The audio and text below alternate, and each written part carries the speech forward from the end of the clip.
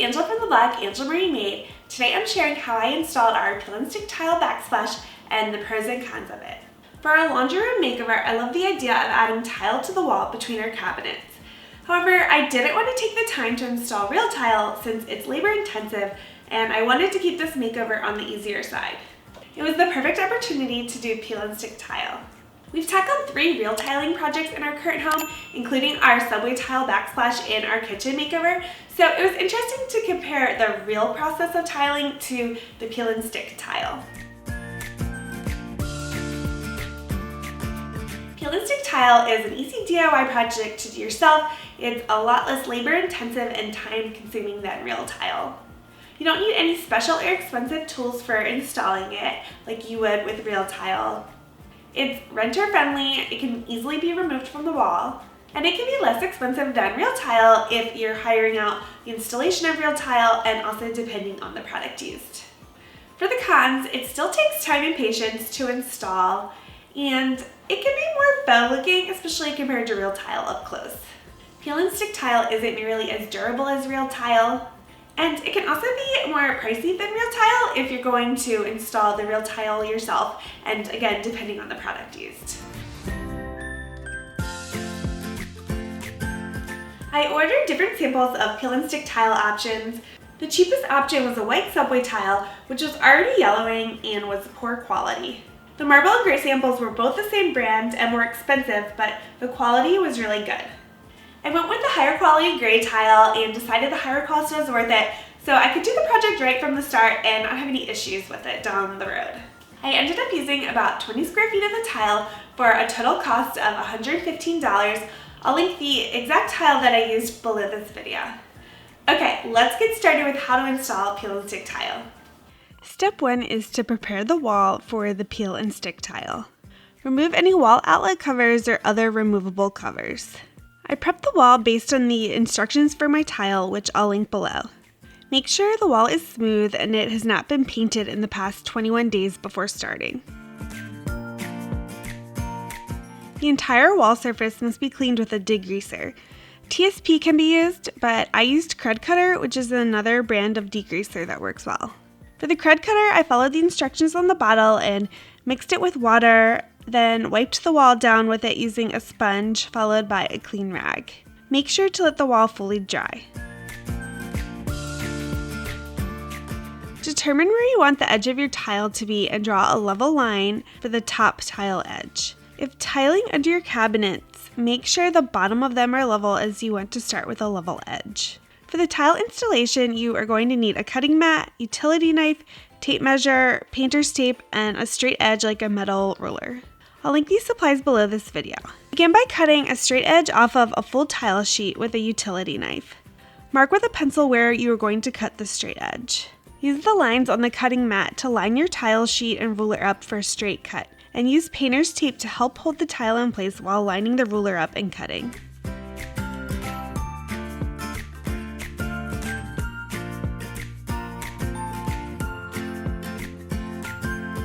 It might take a few passes with the utility knife to fully cut through the tile sheet. Save the cut part of the tile sheet for later if you need it. Before installing the cut tile sheet, it helps to peel back the white backing paper some.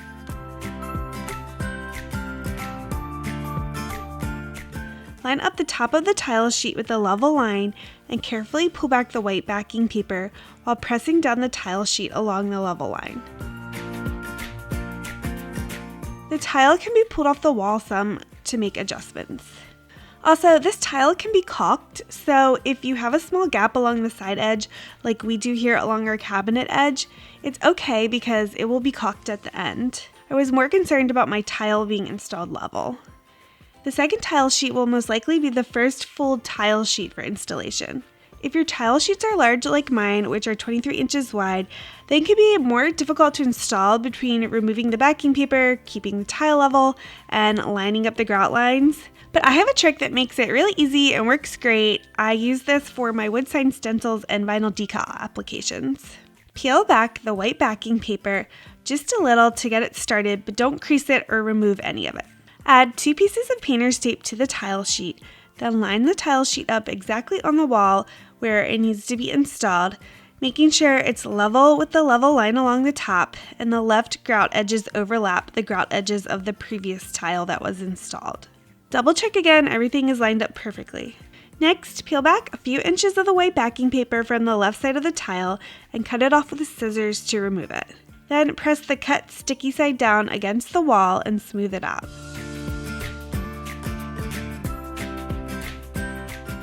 Slowly and carefully remove the rest of the white backing paper, pulling from the right side of the tile while smoothing down the tile from the left at the same time. Remove the painter's tape and your tile should be installed exactly how you lined it up initially. We used this installation trick on all of our full tile sheets. Continue installing the tile until you reach the end of the wall. Once you hit the end of the wall, measure the remaining wall space from the wall edge to the tile edge, not the white grout lines.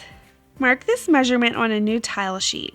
Make sure to measure from the white grout line edge on the new tile sheet, since that will line up with the tile edge on the wall.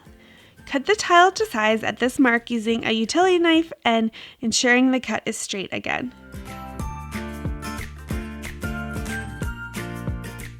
For these smaller cut tile pieces, I just fully removed the white backing paper before installing the tile on the wall since they were easier to work with, being smaller. Apply the edge piece to the wall. Again, I wasn't concerned about the perfect side edge cut against our cabinet because we are caulking and I just wanted the tile to be level with the top level line. Once the first row of tile is installed, begin installing the second row of tile. Use the remaining cut tile sheet from the previous step with the cut straight edge to start the next row. Using this cut tile helps to minimize material waste and it saves time too. Continue to install the peel and stick tile using the same method as the first row.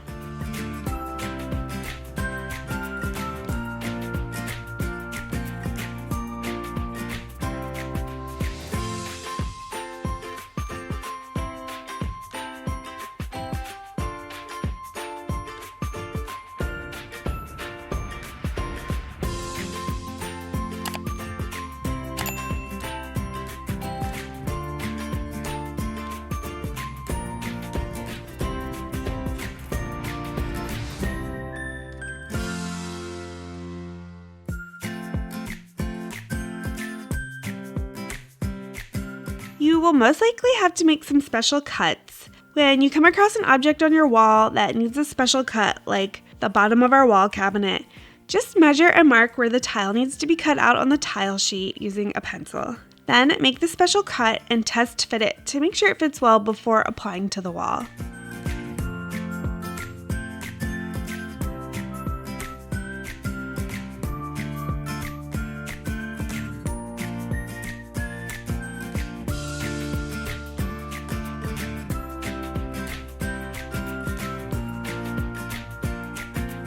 You can also cut out individual tiles too for these special cuts, like we had to do around the bottom of one of our cabinets. We even had to cut out a piece of tile that had already been installed on the wall to make it work.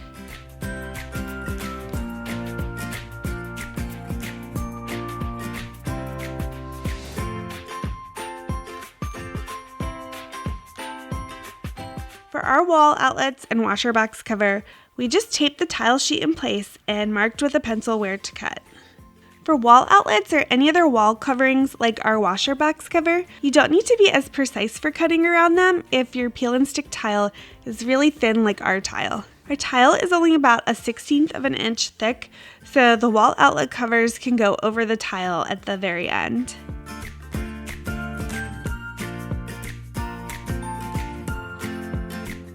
I want to share a quick few other tips for installing this tile. One is that when you're starting a new row of tile, make sure the grout lines of the new row aren't too closely aligned under the grout lines of the tiles in the row above, as shown here. You want a continuous, even pattern of the subway tile, and it looks funny when the grout lines are close like this. We made this mistake on our last row of tile and decided not to fix it because it will be mostly hidden behind our washer and dryer. But it's definitely something you want to be aware of, especially in a more noticeable area on the wall. A second tip is to make sure to separate the tile sheets when you remove them from the packaging. We ended up cutting through 2 tile sheets by mistake because they were stuck together perfectly and we didn't realize it.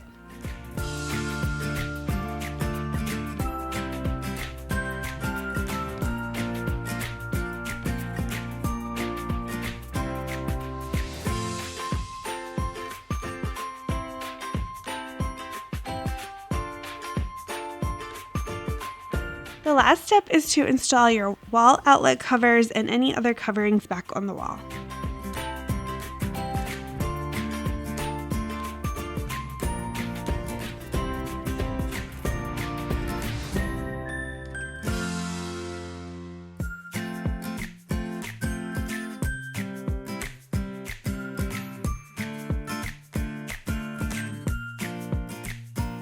Overall, I love how our peel and stick tile backsplash turned out, and I'm glad I went with the higher quality gray tile.